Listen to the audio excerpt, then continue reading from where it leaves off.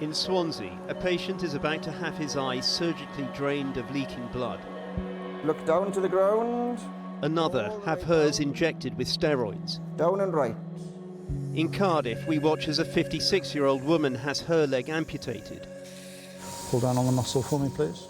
To join all the others among the ever-growing number of patients with diabetes.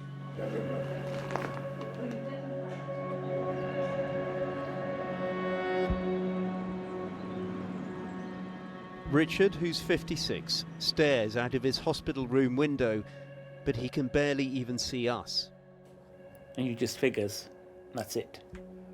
We're just figures. Yeah, a blur, that's all. Diabetes affects blood sugar levels and can have multiple complications. Left eye again, okay? In Richard's case, his type 2 diabetes is wreaking havoc with his eyesight. He's now almost blind in his left eye. My confidence is zeroed, in a big way. Can't go up much, can you? It's very frightening, you want to do things and you can't. That's our anaesthetic. Keep looking up. So now he's back in an operating theatre in Swansea's Singleton Hospital. His eye clipped open and injected with anaesthetics. We watch it amplified on a screen. 3 tubes are attached as the surgeon Siddharth Vijay prepares to drain it of its unwanted blood. That's his optic nerve, that yellow thing, and this is blood. So this is all blood from the diabetes has caused that. So a bit of a buzzing noise now. The Welsh Government has told Channel 4 News it estimates 69,000 people in Wales now have some degree of diabetic retinopathy.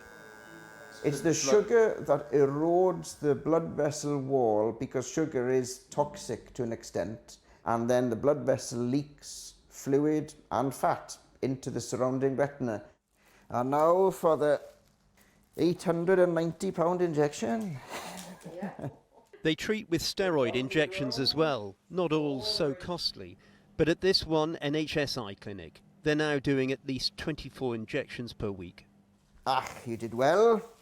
This diabetic tsunami that we are faced with isn't going to help already stretched services. We're filling up clinics faster than we can staff them.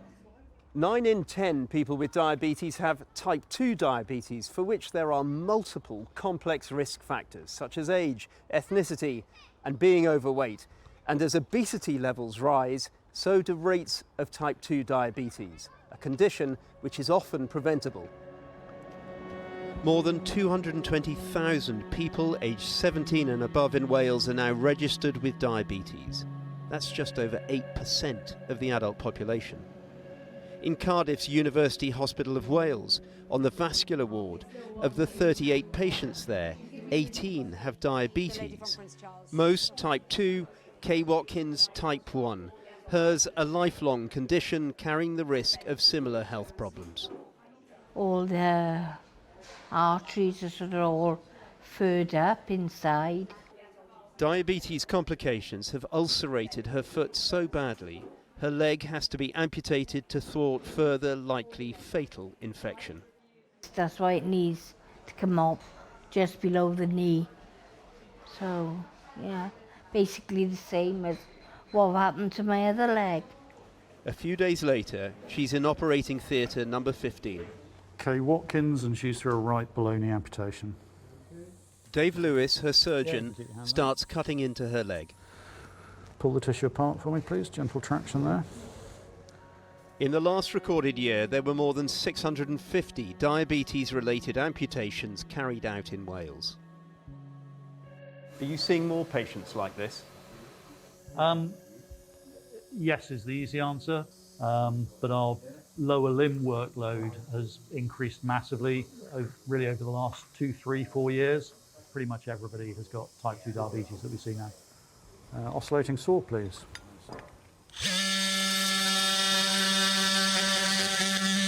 And in these moments, with such profound consequences, lives change.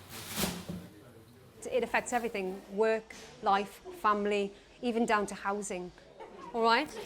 Rhiannon Joseph's ward is increasingly populated by the limbless, often resulting from diabetes causing a complete loss of sensation in the foot. You know, we've had patients with drawing pins and needles and, you know, just odds and ends in a set of keys in a shoe that he hadn't realised he'd been walking on for a week and ended up losing a leg. So, and that's all down to the nerves damage that occurs as a result of diabetes, that they don't realise that there's something in the shoe. Well, my stump is up to there. At the moment, it's painful even just to touch it. I don't let the doctors touch it because it's so sore. Diabetes? Diabetes, yeah.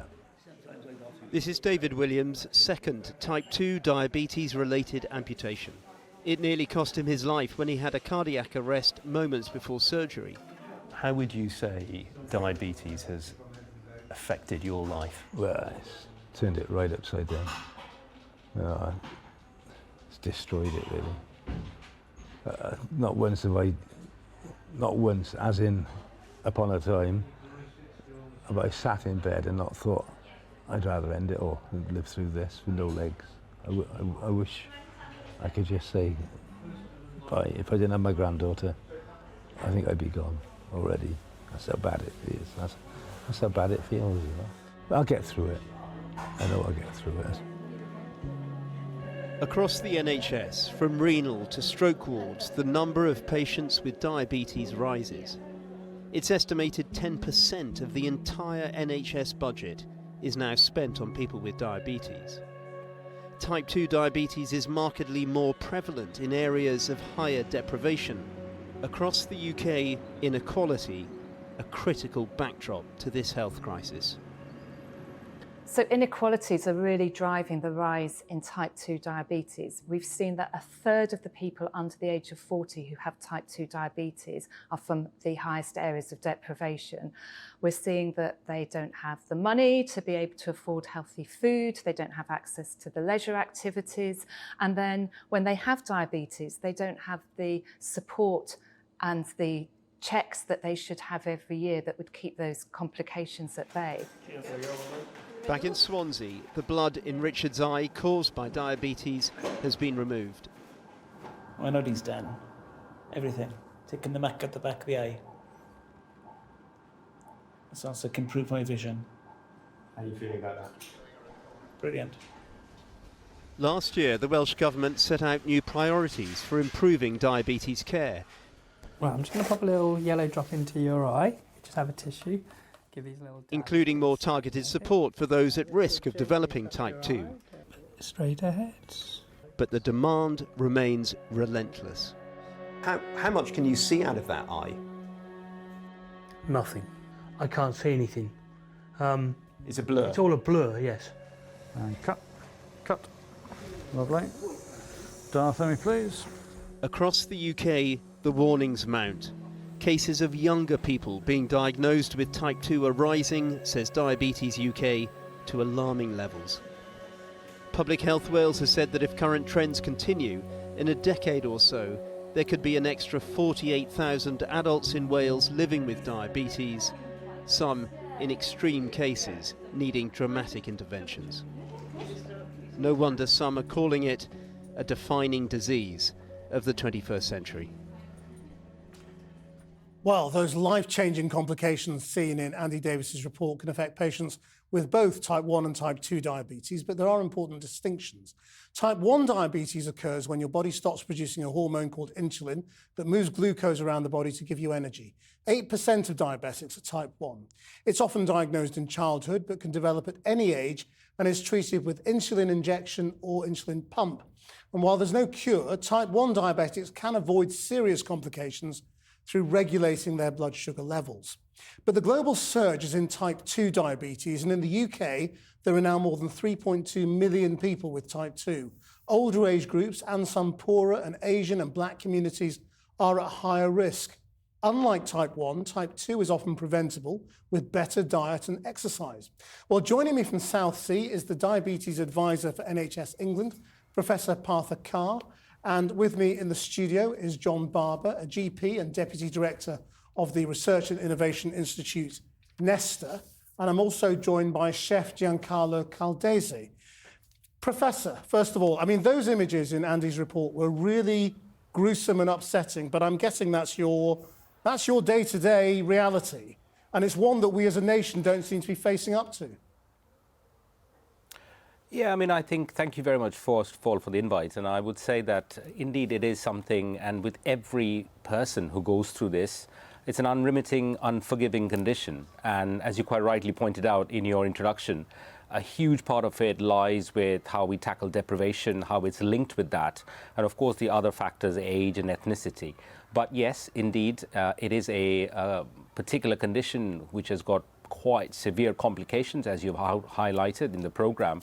And it's not something that we want to see, not something we want to deal with, but efforts are on to try and tackle them as best as we can. But indeed, even a single case is not something you want to go to work and be involved with. But it's going up. I mean, can the NHS cope? So if you look back, take back 3 steps, I would say that if you look at how we are doing as regards, let's say, amputation rates in the NHS, the good news has been that actually amputation rates have come down. And there is actually a report done by the Nuffield Trust comparing us with other similar economy-based countries whereby we are doing okay. But plenty of work still to be done. There's been some huge investments in foot multidisciplinary team meetings, and I think the outcome of that, the issue with amputation-related end organ complications, as we say, takes about 6 to 8 years to come through. So we're seeing some initial signs, but I think one of the big factors involved here is how much support we are offering our primary care colleagues to begin with, because that's where it actually starts. By the time it comes to the foot clinic to see me, it's probably a little bit too late in the day. So one of the big issues is how do we tackle deprivation? How do we tackle giving more support to our primary care colleagues to tackle type 2 diabetes and its complications and its rise? Right, OK, let me bring in our chef, who has brought some... Hi. Well, they look suspicious to me, I have to say, if we're talking about diabetes, but maybe you can Not at all, explain. really. Now, you were a sufferer. Yes, I was a type 2 diabetic, and my turning point or change in everything in my life was simply going home one night with the car from a restaurant in Marylebone, going to where I live, on the M40, and I stopped at the petrol station. I bought a bar of chocolate, 100 grams, and I ate all of it. I go back in the car, probably half a mile down the road, going 45, 50 miles an hour. I lost my vision completely. I couldn't see. I was seriously couldn't see. But I kept cool, and I looked at the lights, either on my right or my left. I was in 3 lanes. And the flickering lights, I stopped. And that was, I managed to stop the car, and that was my turning point. What am I going to do? That was your wake-up. I mean, now what you've done since then is you've changed your own diet and other people's with a series of books and all sorts of things. So yes. What is it? I mean, briefly, because we don't have a lot of time, what is the basic lesson? The basic lesson is simple. First of all, it's not a diet, it's a lifestyle. Second of all, low carb works. Now, if once upon a time was called sugar diabetes, why was called sugar diabetes? Anything that goes into your body turns into sugar. It's quite clear that I was suffering from peripheral neuropathy, and it's cleared by 95%. My vision has improved. I don't wear glasses anymore. I lost about 4 stones, all because I regarded that the food is the most important thing for our life. Our guts is the key of everything that we do. So if you're saying low carb, why have you brought this in? This is a muffin, and it contain 5 carbs. If you eat that, it's 5 carbs. This is a... Does it taste of anything? Yes. No. But please. And this is a... Yeah, it's good. Yes, and this one is a... Maybe later. I'm trying, okay, yeah. I beg your pardon. Sorry. But basically you're saying low calorie, low carbs. Low carb. The reality of the food, there goes such a high array of food that you can have, and also a pudding, which really you should not. There's one thing I learned being diabetic. One thing I learned at my expenses. You should never deprive yourself of anything. But once you know yourself, you go out and you eat something that is wrong, the following morning you feel really bad. So therefore you readjust to think that this is not good for me, and you need to be self-regulating yourself. Okay. You really do. It's important that you know yourself. I mean, John Barber, self-regulation is the tough thing. We've all been trying it for years. And, you know, some people are successful for a bit and then they give up. So what kind of policy interventions could we have that would actually help us get a grip on this? So in terms of policy interventions, we need to fundamentally change the food environment that we eat and consume in. Obesity is a solvable problem. If the government wanted to halve the prevalence of obesity in the next 6 years, it could do that. The calorie changes in each individual are actually relatively small. We're talking 216 calories each day. That's a bottle of Coke in proportion. It's really not a lot. That's all you need to cut. That's all you need to cut. But the way you can't get there when we've got such a big problem and you need to help so much of the population to change their behaviour, you can't rely on individuals to make individual lifestyle change, because while it works for some and it's wonderful and we should help them, it's hard. It's genuinely hard. The way we get there is to change the environment in which we're eating. So where do we get most of our food from? We get it from our retailers, from our supermarkets. We know that's probably 80%. If we look at those retailers, 95% of the food we eat from the retailers is from 11 businesses. So let's target policy there as a way to getting to the real heart of the problem. How? So we've come up with a proposal that we've called mandatory retail targets. The way this works is if we look at those 11 retailers, the proportion of healthy sales of each of them is different. And if all of them were to move to just better than the level of the current best player, that would have huge impact. It would reduce the prevalence of obesity by 23%. We would see a cost saving of £20 billion to society, including to the NHS. And most importantly, this change would be free to businesses, this is independently verified, free to business and free to the consumer. But what would they do? Would they be reformulating? Would they be... So the important thing is here that we're not telling retailers what to do. Retailers know how to sell. We're giving them a target and saying, we think there's a business that's already basically doing this. Sell less chocolate, sell more healthy. We're saying, we want you to improve health. You decide how to do it. You know how to sell. They know what to do. What does it look like for a consumer if you were to change the environment in this way? You would have products that are reformulated, which contain fewer calories, healthier products. You'd also change where you put products, but you change which products are promoted. So you maybe... Sorry, but the key is then the food industry has to stop to put food which it turns into sugar in your body. So there has to be a level of understanding that the main food source is food. I can understand deprivation and all the rest in areas, but seriously, you can eat much healthier by not having highly processed food, by not having too much fructose. This is the key. Honestly, it's so devastating that we can't really, for once, put our health before money. Let me just go back to Partha Kar. I'm sorry. Professor, what do you make of this idea of putting the responsibility on the retailers and saying, just sell healthier food? So I'm going to actually, to both your other sort of panel members, I'm going to partially agree, but at the same time, I've got a very, very simple philosophy, and I say this after being in this business for a long time. The best diet in the world is the one you can afford. And I think a lot of people with a degree of privilege probably forget how difficult it is to get what would be deemed as a healthy food, and it's a struggle when you are trying to put food on the table for your children, or you have to keep down 3 0-hour contracts. It's not as easy as that. I think the idea about industry is a really good one, and I think I agree in the sense that you need to have a whole environmental change. But one of the things, Christian, you also mentioned was the importance of ethnicity and other things. People forget the cultural changes you need to make at this level.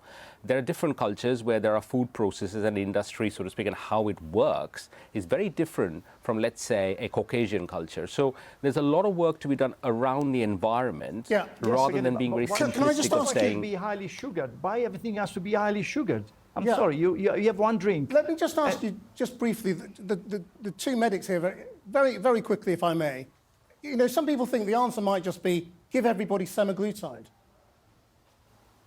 That's you know, these Ozempic jabs that it's transforming Hollywood and many of my colleagues. You know, is that the answer? I would...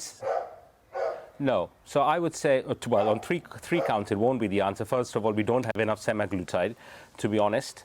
And secondly, more importantly, I think that's also a very simplistic approach. And I would actually go back to the gentleman who talks about the carbs and the calories, because I don't think one-size-fits-all approach works. Yeah. So for some people, a semaglutide will work. And some people, the dietary approach will work. I think we need to have this mixed model of working, and for some people it may be surgery or whatever. But I think we need to move away from a simplistic approach of one size fits all. I think we need to look at really big time deprivation. I couldn't even bend down. And sorry, I managed to really change my life due to food, different food intake. And I think that's possible. John, last word? I think, Partha, we agree, treatment will always have a place, but we've modelled the impact of what would it treat to Ozempic your way out of an obesity crisis? £50 billion. Yep. That's not going to work. You could tax your way out of it. You can't do it at this time. We're proposing a solution that changes the food environment, that's free for business, free for consumers, free for the exchequer.